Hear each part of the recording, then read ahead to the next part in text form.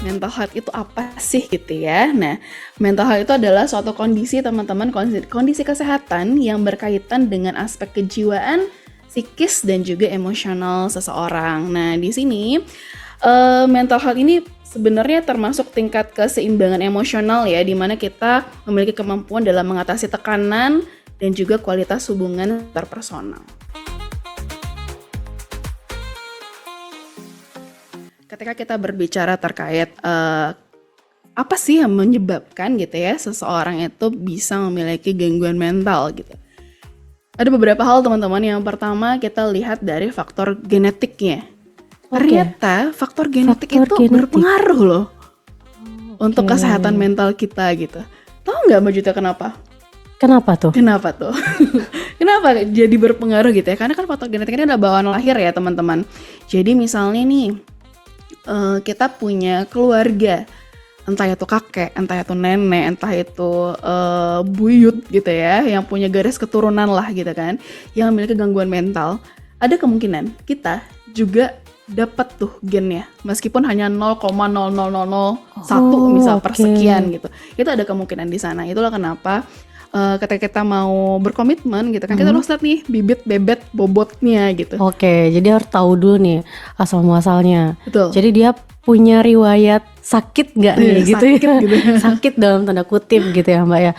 Oh oke, jadi faktor genetik ini juga berpengaruh ya terhadap mental health-nya kita semua gitu ya. Yang kedua ya, faktor atau penyebab dari mental health yang kedua itu adalah pengalaman traumatis. Nah, tiap kita itu pasti memiliki yang namanya trauma, tapi traumanya pasti berbeda-beda dengan tingkat yang berbeda-beda gitu ya. Nah, trauma di sini adalah kondisi di mana teman-teman pernah mengalami sesuatu dulu dan itu tuh belum selesai. Oh oke, trauma ya Mbak ya. Trauma. Berarti dia belum selesai dengan dirinya. Kejadian masa lalu dengan dirinya sendiri. Betul. Oke. Stres dan juga tekanan hidup ya. Nah, di sini kalau kita relatekan dengan pekerjaan, itu lebih ke misalnya tidak jelas aturan atau pemberian pekerjaan atau job yang dikasih tuh nggak jelas. Misalnya, contoh Mbak Juwita nih. Oke, saya lagi nih. Mbak Juwita nih. Gimana? Nanti bantu ya proses project yang di lokasi A gitu, di rekrutmen. Gak jelas nih apa nih ini mau dibantu rekrutmennya, posisinya apa nggak tahu, main speknya apa nggak tahu gitu kan.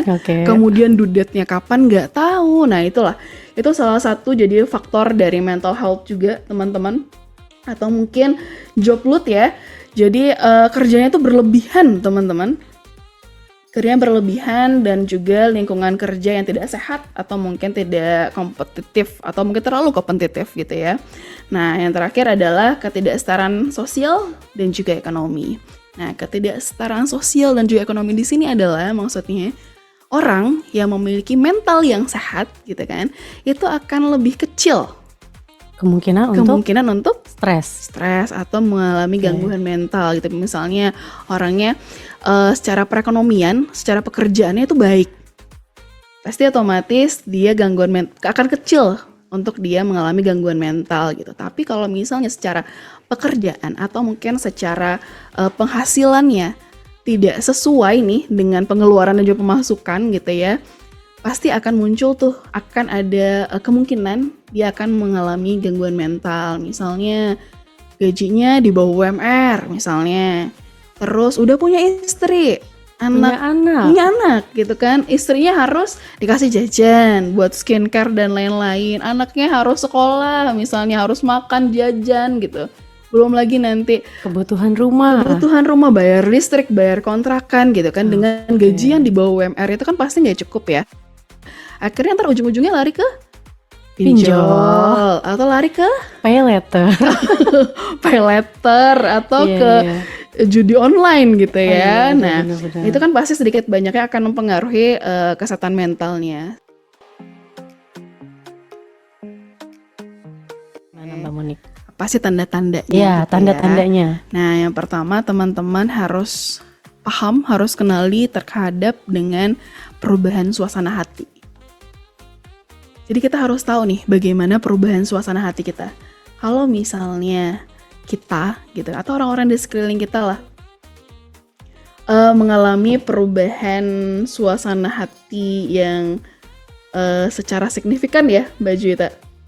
Misalnya dia sering merasa cemas, kemudian dia mudah marah, kemudian dia mudah sedih gitu kan. Diledekin dikit baper misalnya. Kok aku ngeledekin gitu doang baper sih gitu. Padahal biasanya juga aman-aman aja. Kok giliran kamu yang gituin aku nggak apa-apa. Giliran aku gituin balik, kok baper gitu ya. Nah, kita harus tahu nih bagaimana perubahan suasana hatinya. Nah, itu yang pertama. Jadi kita juga harus ini ya Mbak ya, menjaga, selain menjaga mental kita sendiri, kita juga bisa menjaga mental teman kita juga gitu ya. Jangan asal judging mungkin gitu ya. Betul sekali, karena balik lagi teman-teman, kita nggak pernah tahu bagaimana kondisi mental setiap orang. Iya, betul. Tuh, nah yang kedua adalah penurunan fungsi kognitif. Nah, gangguan mental ini ternyata dapat membuat fungsi kognitif seseorang itu menjadi menurun. Seperti sulit berpikir jernih, kemudian sulit berkonsentrasi, mudah lupa gitu kan. Atau mungkin yang lebih parah, dia bisa merasakan halusinasi. Atau mungkin dia merasakan delusi. Oke, kemudian ada perubahan perilaku. Nah, ternyata masalah pada kesehatan mental ini juga bisa mempengaruhi perilaku seseorang. Nah, ketika kita mengalami gangguan mental, teman-teman, misal nih kalau di dalam dunia kerja, perubahan perilaku seperti demotivasi, misalnya, atau burnout. Nah, itu kan tidak jarang ya kita denger gitu kan. Nah, burnout ini kan adalah kondisi stres yang berat nih yang membuat kita kehilangan minat terhadap pekerjaan. Impact-nya apa? Kita jadi nggak perform. Itu adalah gangguan tidur dan juga makan ya, pola makan. Jadi orang-orang ketika kita ngerasakan sudah gangguan tidur, nggak bisa tidur nih, tidur jam 2, jam 3 baru bisa tidur, udah insomnia misalnya, atau nggak mau makan sampai akhirnya GERD yang tadi itu gitu. Itu juga salah satu tanda-tanda ya gitu. Mau makan tuh kayaknya pengennya mual, pengennya muntah gitu. Padahal nggak ada yang keluar sebenarnya, cuman kepengen doang gitu kan. Nah, kemudian menarik diri dari lingkungan sosial. Nah, orang-orang yang memiliki gangguan mental itu kerap merasa sulit beradaptasi dengan lingkungan dan juga dengan orang lain. Dan yang terakhir adalah kurang percaya diri dan sering merasa rendah diri. Nah, ini sama seperti yang di video tadi. Oke. Gak percaya diri, merasa rendah diri, kayaknya orang tuh gak ada yang suka sama dia gitu kan. Lebih ke menyalahkan diri sendiri. Oh iya, ini salah aku, padahal itu mungkin bukan salah dia gitu lah. Nah, sampai mungkin ada yang lari ke percobaan bunuh diri. Nah, itu fatal banget ya. Itu udah masuk ke kategori depresi mungkin. Ya, betul. Dan segeralah teman-teman untuk datang ke orang yang lebih profesional. Cara menjaga ya, cara menjaga kesehatan Yang mental. pertama adalah kita harus kenal dengan diri sendiri. Karena siapa lagi sih yang tahu diri kita? Kalau Selain bukan diri kita sendiri gitu ya. Kita harus tahu bagaimana perasaan kita, bagaimana cara kita merespon sesuatu gitu ya. Nah, kedua adalah jaga kesehatan fisik, teman-teman. Jaga kesehatan fisiknya. Misalnya nih, teman-teman, tidur yang cukup, rutin olahraga, hindari konsumsi alkohol gitu ya. Atau hindari rokok nah, mungkin ya. itu nembak tuh. Nembak yang ada di sini nih. Aduh. Gitu ya teman-teman, dan obat-obatan terlarang itu dihindarin. Nah, kemudian atasi stres dengan baik. Seperti tadi, teman-teman bisa mediasi, bisa yoga, bisa atur pernafasan, atau mediasi dengan cara yang lain yang tadi. Nah, yang keempat adalah jaga koneksi sosial. Nah, di sini interaksi sosial yang positif dan mendukung itu dapat membantu kesehatan mental kita, teman-teman. Jadi, teman-teman bergaullah dengan orang-orang atau lingkungan-lingkungan yang positive vibes ya. Dan yang terakhir adalah pola hidup seimbang. Hidup seimbang antara pekerjaan, keluarga, dan juga rekreasi.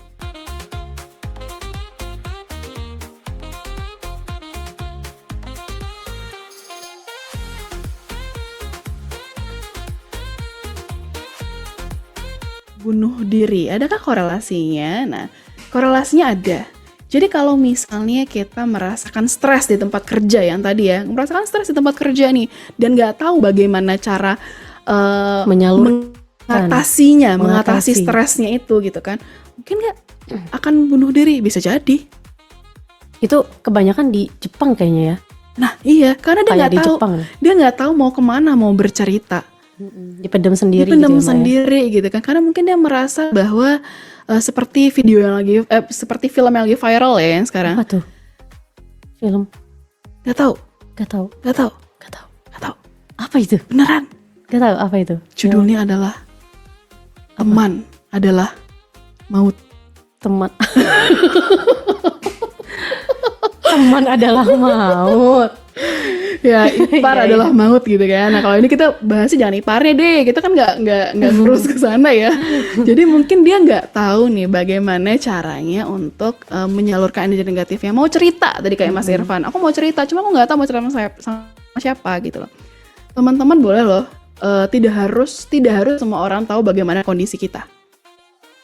Teman-teman bisa pilih orang yang teman-teman percayain, 1 atau 2 orang aja yang kalian percaya, sharing apapun ke mereka. Tapi jangan semuanya juga, karena belum tentu juga mereka bisa dipercaya itu gitu kan. Tapi kalau misalnya teman-teman beruntung mendapatkan 1 orang yang benar-benar bisa nge-keep teman-teman, kalian beruntung banget sih. Kenapa? Karena orang itu harusnya bisa memvalidasi bagaimana perasaan kita, emosi kita. Ketika kita lagi kesel, tau gak sih Ju, aku tuh kesel tahu, aku tuh gini, pekerjaanku tuh banyak, dudatnya begini, belum selesai pekerjaan satu, datang pekerjaan yang lainnya gitu kan. Cerita nih ke Juwita harus validasi perasaan itu. Iya ya kak ya, pasti kak capek banget ya di sana. Ya Allah kak semangat ya gini. Validasi, biarkan dulu orang itu mengeluarkan emosi negatifnya. Setelah itu baru masuk. Tapi ya kak, kalau kakak kayak gini, kalau kakak cuman cerita capek ini itu segala macam, tapi nggak dikerjain, kerjaan nggak bakal selesai loh. Kalau pekerjaan yang nggak selesai bakal tambah parah loh. Nanti kan ada tambah pekerjaan yang baru, nanti muncul stres baru lagi. Tapi ketika ada orang yang datang ke teman-teman dalam kondisi yang tidak baik-baik saja, teman-teman harus validasi dulu perasaannya, validasi dulu emosinya. Jadi kita terima dulu emosinya, baru kita memberikan feedback. Betul, gitu ya. Setelah sudah mereda, sudah dalam kondisi dia bisa untuk menerima masukan, baru kita masukin. Karena kalau dalam kondisi dia sedang tidak baik-baik aja, kita masukin mental. Gitu.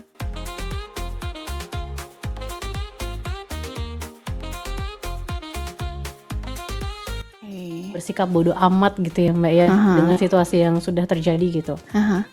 Mbak Amanda ini Mbak Manda bukan sih?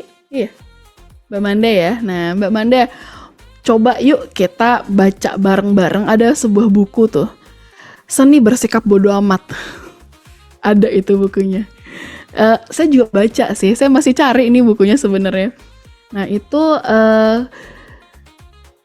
yang paling aman mungkin iya untuk saat itu, tapi untuk kedepannya mungkin enggak. Karena bisa jadi dengan kita bersikap bodoh amat, kita nggak mau tahu nih apa yang terjadi dengan orang lain, apa yang terjadi dengan lingkungan sekitar, apa yang akan terjadi nanti. Udahlah nanti aja dipikirin, udahlah bodoh amat lah gitu kan. Kita nggak pernah tahu. Sehingga ketika hal itu datang dan kita nggak siap, nah ngaruh tuh kesehatan mental. Stres, nggak bisa tidur, psikosomatis misalnya kan nanti larinya. Nah jadi tidak selamanya bersikap bodoh amat itu hal yang paling aman untuk kita lakukan. Mungkin saat ini iya. Oh mungkin pada saat kejadian itu bersikap bodoh amat mungkin iya aman. Tapi nextnya, karena kan pasti ada kelanjutan ya, nextnya ya, belum tentu itu akan aman. Sehingga ketika sekarang teman-teman bersikap bodoh amat, teman-teman harus memikirkan nih, nanti ke depannya akan seperti apa ya. Sehingga ketika hal itu datang, nggak kaget. Oke, jadi punya prepare ya, walaupun kita bodoh amat gitu ya. Kadang ternyata orang yang terlihat bodoh amat, sebenarnya dia juga nggak bodoh-bodoh amat loh. Iya, banyak sih yang seperti itu.